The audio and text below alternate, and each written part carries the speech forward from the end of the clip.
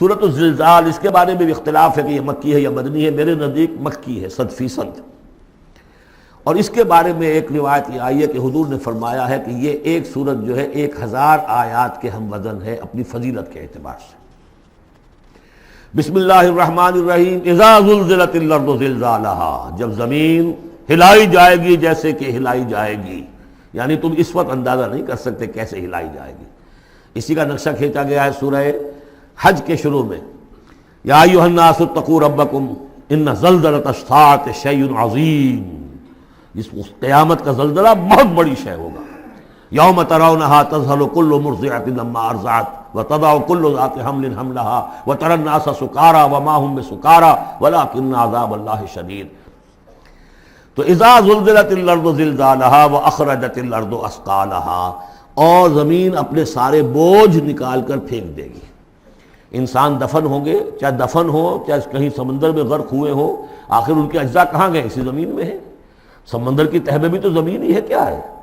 اسی زمین میں یہیں سے نکلے تھے ان کے جسم. منہا خلقناکم وفیہا نعیدکم ومنہا نخرجکم تارۃ اخری. وہ اپنے بوجھ نکال کے فارغ ہو جائے گی. وقال الانسان ما لہا، انسان کہے گا اسے کیا ہوا، یہ کیا حالات ہوئے، کیا صورت بنی ہے. یومئذ تحدث اخبارہا، اس دن یہ زمین اپنی خبریں سنائے گی بھی کہ یہ حضرت انسان میری پیٹھ پر سوار ہو کر کیا حرکتیں کرتا رہا ہے، اس کی خبر بھی دے گی. جیسے کہ فرمایا گیا سورہ حامیم السجدہ میں، ہمارے اپنے ہاتھ ہمارے خلاف گواہی دیں گے، ہمارے اپنے پاؤں ہمارے خلاف گواہی دیں گے، ہماری اپنی جلدیں اور کھالیں ہمارے خلاف گواہی دیں گی. اور ہم کہیں گے گھبرا کر کہ لما شہدتم علینا، تم نے ہمارے خلاف کیوں گواہی دی، تم تو ہمارے عضو ہو. اور وہ کہیں گے انطقنا اللہ الذی انطق کل شیء، آج ہمیں بھی اللہ نے زبان دے دی، اس نے سب کو زبان دی تھی. تو یہ زمین بھی اپنے احوال سنائے گی. بِأَنَّ رَبَّكَ أَوْحَىٰ لَهَا، یہ اس لیے کہ اس کے رب نے اسے حکم دیا ہوگا، اس کی وحی اسے آ گئی ہوگی.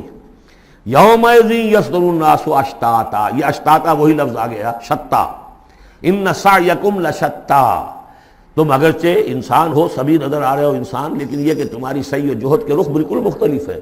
فاما من آتا واتقى وصدق بالحسنى فسنيسره لليسرى واما من بخل واستغنى وكذب بالحسنى فسنيسره للعسرى. یہاں فرمایا وہ چیز اب وہاں ظاہر ہو جائے گی. یومئذ یصدر الناس اشتاتا، لوگ علیحدہ علیحدہ ہو جائیں گے. لیروا اعمالهم، تاکہ انہیں ان کے اعمال دکھا دیے جائیں. یہ اعمال نامہ ہے، کوئی ایک ہی بٹن دبے گا کسی اس بڑے جائنٹ کمپیوٹر کا جو اللہ نے رکھا ہوا ہے اپنے ہاں، وہ آپ کی پوری فلم اور آپ کا ایک ایک لفظ جو ہے موجود ہے. فَمَن يَعْمَلْ مِثْقَالَ ذَرَّةٍ خَيْرًا يَرَهُ، تو جس کسی نے ذرے کے ہم وزن بھی کوئی نیکی کمائی ہوگی وہ اسے اپنے سامنے موجود پائے گا. وَمَن يَعْمَلْ مِثْقَالَ ذَرَّةٍ شَرًّا يَرَهُ، اور جس کی